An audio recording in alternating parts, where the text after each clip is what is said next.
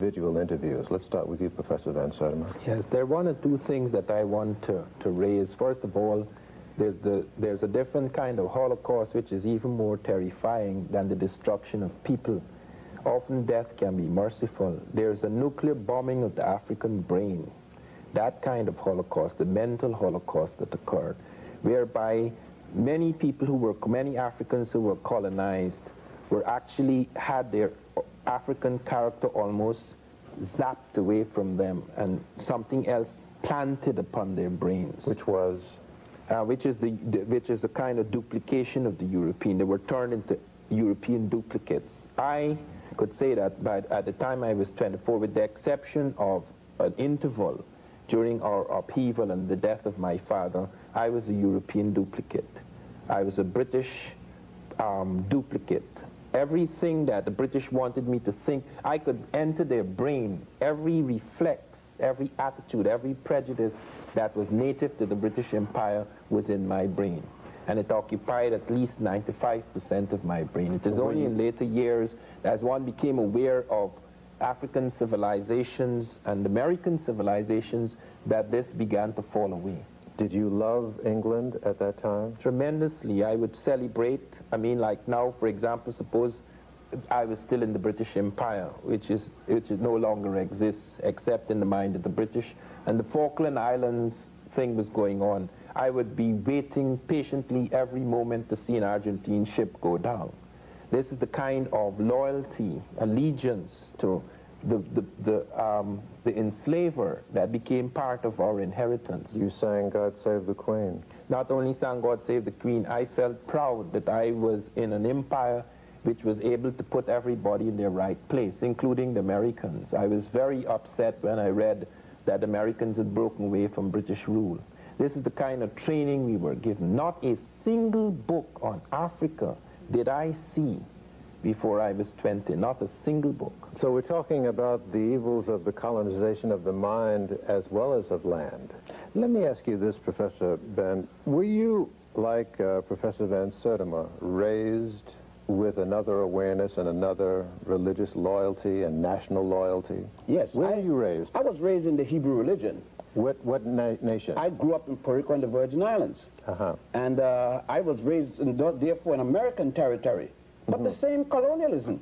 I remember myself as a youngster on the 4th of July, walking with a red, white, a little flag with the, what it was then, 40-something stars, and running down there when Eleanor Roosevelt came and all these different things. And, you know, I volunteered in World War II, you know. Nobody called me.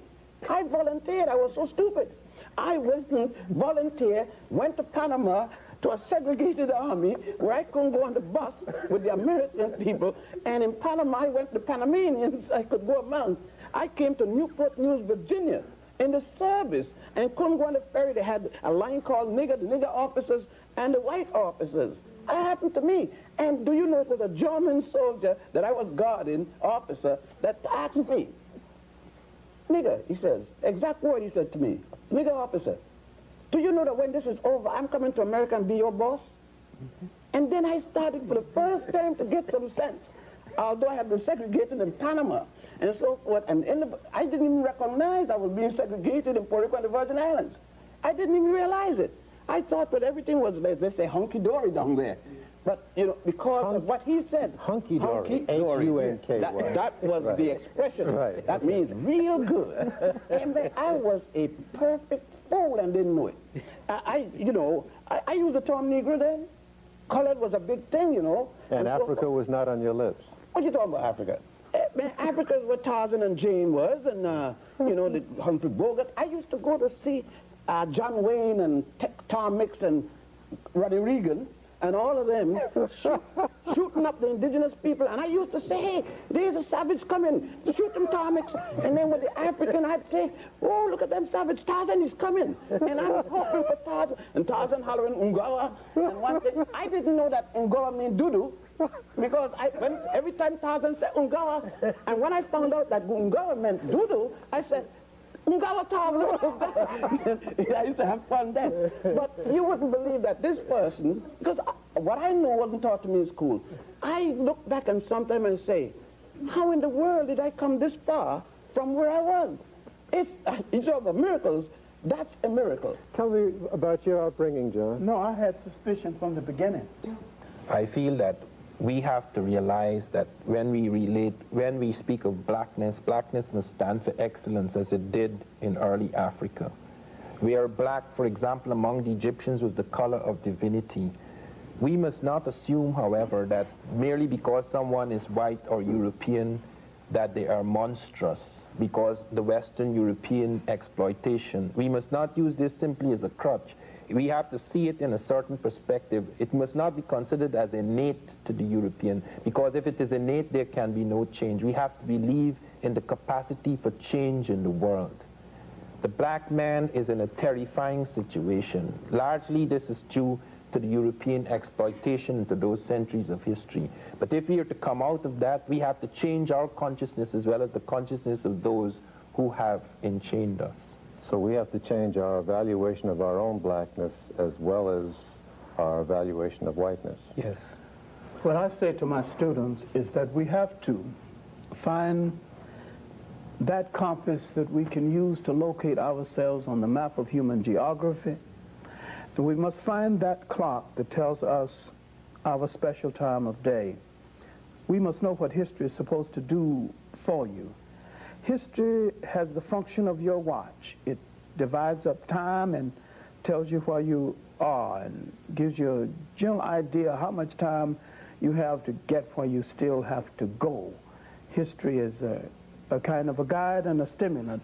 And no matter what you're going to study, even engineering, you need a sense of definition of yourself and relationship to history and how your people related to the history of the world. So history is the bottom line. Yes, and we need to stop thinking of ourselves as a minority, because between the Caribbean islands and Brazil and the United States and in Africa itself, we are the third, if not the second largest ethnic group on the face of the earth.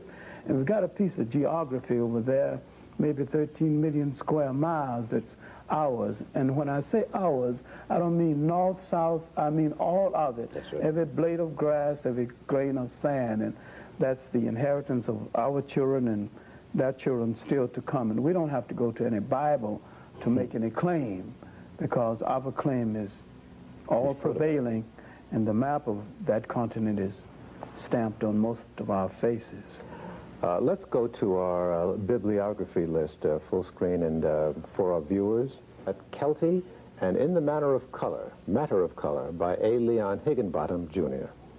Professor Clarke recommends you read How Europe Underdeveloped Africa by Walter Rodney, Stolen Legacy by George G.M. James.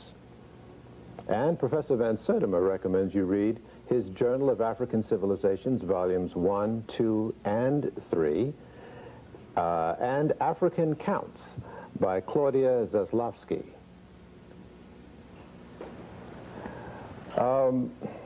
So what I seem to be getting from all of you is that you have found your particular steel, all of you, has been derived from that which you have learned, and that perhaps before that infusion of the historical metallurgy, shall we say, into your systems, you were sort of lost and unclear about who you were and what you had to do and what your role was on this planet. Yes, I would say definitely that my readings and most of my travel, particularly when I went to Egypt, it changed my world. I thank you all. So ends, for a while, our exploration into our history, a history that has shaped the world and supplied the very foundation of civilization and culture. If what you